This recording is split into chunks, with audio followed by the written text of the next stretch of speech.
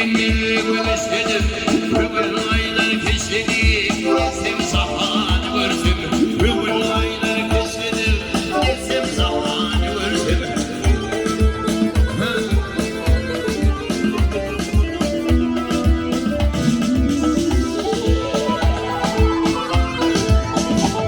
Ayhalar kimin çöllerde, dünya kimin göllerde, havuz kimin dağlarda, yansıyaman görsem, havuz kimin dağlarda, yansıyaman görsem, ah görsem ey. Ey bereketler.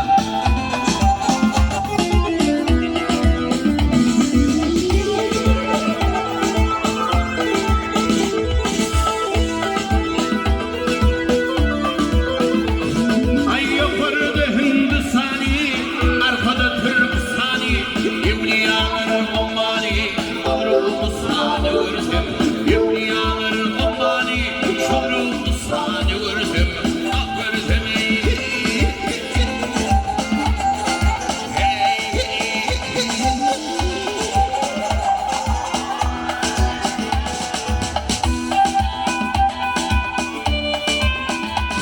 Ay senden zahan seyda, mandan hiç yoktur peyda.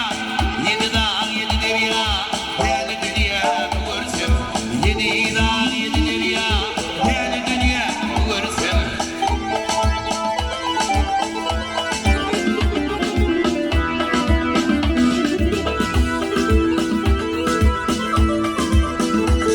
Ay bakımlı hoş olsa, aksa dilem yaş olsa, imanım yoldaş olsa, karsam çevre görsem.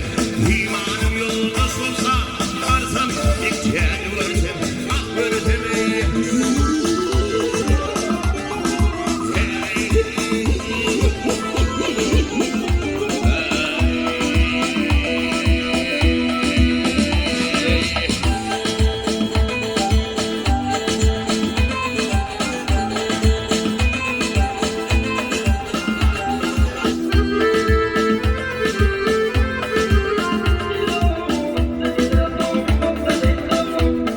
Ay sağ ol. Sağ ol. Bir yıl sonra size teşekkür ederim. Sağ ol, sağ ol.